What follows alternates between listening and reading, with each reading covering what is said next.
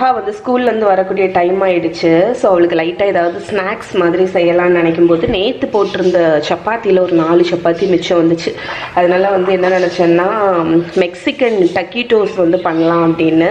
டக்கீட்டோஸுங்கிறது என்னென்னா டார்ட்டியாவில் சென்டரில் ஃபில்லிங் வச்சு அதை ரோல் பண்ணி ஃப்ரை பண்ணி எடுப்பாங்க. ஸோ அதுக்கு நான் வந்து வெஜிடபிள் ஃபில்லிங் வச்சு பண்ணலான் இருக்கேன்.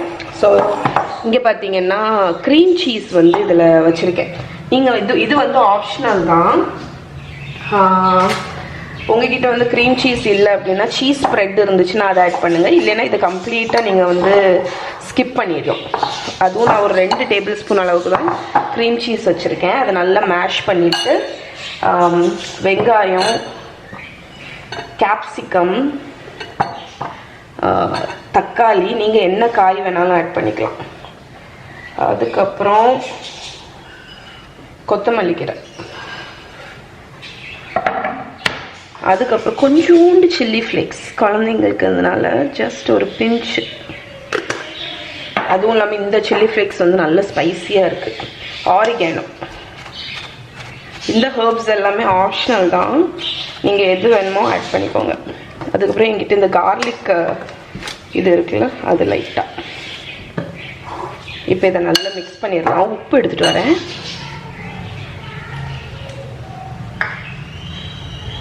ஸோ தேவைக்கு தக்கன கொஞ்சமாக உப்பு.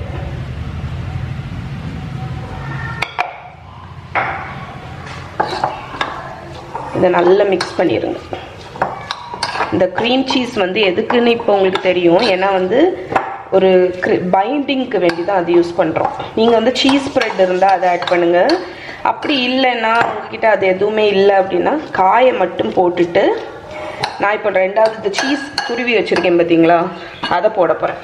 அதை வச்சே நீங்கள் பைண்ட் பண்ணிடலாம். ஸோ நான் இங்கே வந்து ஒரு கப் அளவுக்கு சீஸ் வந்து துருவி வச்சுருக்கேன். அந்த சீஸை ஆட் பண்ணிவிட்டு நீங்கள் மிக்ஸ் பண்ணும்போது சீஸே ஒரு பைண்டிங் கொடுக்கும் உங்களுக்கு. அவ்வளோதான், நம்மளோட ஃபில்லிங் வந்து ரெடி ஆகிடுச்சு பாருங்கள். இந்த ஃபில்லிங்கை நீங்கள் சாண்ட்விச் சப்பாத்தி இல்லை அப்படின்னா ப்ரெட்டுக்குள்ளாடி வச்சு டோஸ்ட் பண்ணி கொடுக்கலாம். நான் இன்றைக்கி வந்து நம்ம லெஃப்ட் ஓவர் சப்பாத்தி இருக்குல்ல, அதுக்குள்ளே தான் வைக்க போகிறேன்.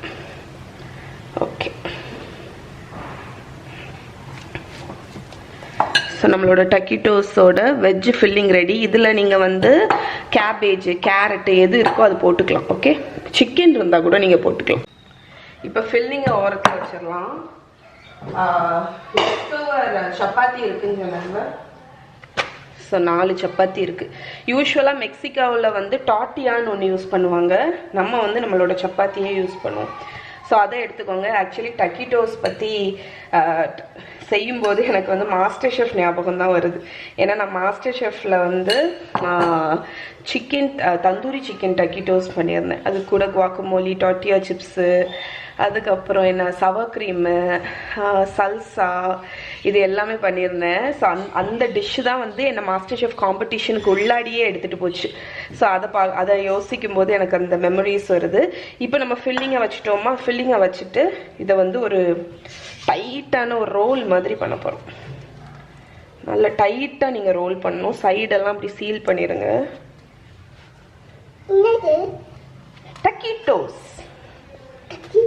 டக்கிட்டோஸ் இந்த மாதிரி டைட்டாட்டு ஒரு ரோல் மாதிரி பண்ணிடுங்க.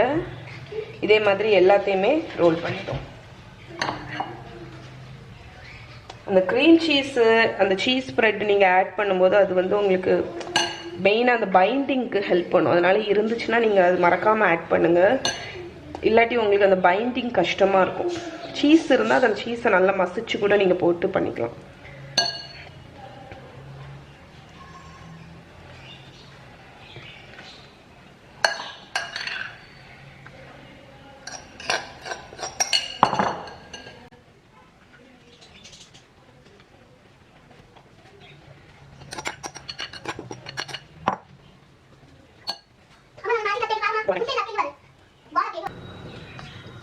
நீங்கள் வந்து இதை அவனில் வச்சு கூட பேக் பண்ணலாம். நான் லைட்டாக ஷாலோ ஃப்ரை பண்ணி எடுக்க போகிறேன்.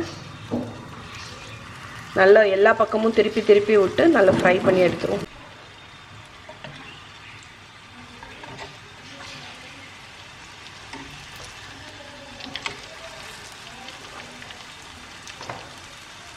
இப்போ நம்ம வந்து இந்த பக்கம் திருப்புறதுக்கு வந்து இது ஓரளவுக்கு இப்போ சீல் ஆயிடுச்சுல, அதனால ஸ்லோவாட்டு நான் அந்த டூத் பிக்கை எடுத்துட போகிறேன். நீங்கள் ஒரு இந்த மாதிரி ஒரு இடுக்கி வச்சு கூட எடுத்துடலாம். எடுத்துட்டிங்கன்னா நீங்கள் இந்த பக்கமும் ஃப்ரை பண்ணிடலாம். ஸோ இந்த மாதிரி நீங்கள் சப்போஸ் இது அவனில் இல்லைன்னா ஏர் ஃப்ரையரில் பண்ணணும்னு நினைக்கிறீங்க அப்படின்னா 200 டிகிரி செல்சியஸ் அந்த டெம்பரேச்சரில் ஒரு 15 அந்த மினிட்ஸ்க்கு லைட்டாக இதில் ப்ரஷ் பண்ணிவிட்டு ஆயில் வச்சு ப்ரஷ் பண்ணி நீங்கள் பேக் பண்ணி எடுக்கலாம். ஓகே, இப்போ எல்லா பக்கமும் ஃப்ரை ஆயாச்சு. இதை வந்து ஒரு டிஷ்யூ பேப்பரில் எடுத்து வச்சுருங்க. எக்ஸஸ் ஆயில் எல்லாம் வடியட்டும். ஸோ இப்போ நான் வந்து ஃப்ரை பண்ணிட்டேன். அதை சாப்பிட்றதுக்கு இப்படி தான் இருக்கும். அது பார்க்க நல்ல கிறிஸ்பியாக எல்லா பக்கமும் ரோல் மாதிரி இருக்கும். லெஃப்ட் ஓவர் சப்பாத்தியை வச்சு நீங்கள் சூப்பராக பண்ணலாம். இதை வந்து சாப்பிட்றதுக்கு ஈஸியாக இருக்கிறது வேண்டி நான் இந்த மாதிரி டயகனலில் கட் பண்ணுறேன். ஃபில்லிங்கை பாருங்கள். ஓகே, இப்போ வந்து இதை பிளேட்டிங் பண்ணிடலாம்.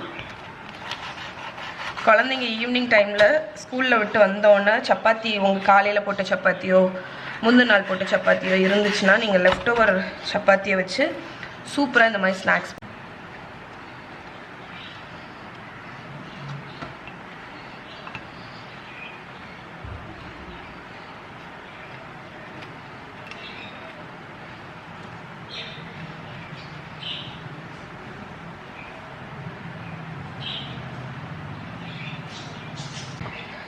ஸோ என்கிட்ட சல்சா இருக்குது. நான் அதை வந்து ஒரு டிப்பிங் சாஸுக்கு வந்து ஒரு ஸ்பூன் வைக்கிறேன். நீங்கள் கெச்சப் கூட நீங்கள் வச்சுக்கலாம். அதுக்கப்புறம் அந்த மேனேஸ் எடு. ஸோ மேனேஸை லைட்டாக மேலே ட்ரிசல் பண்ணிடலாம். ஓகே.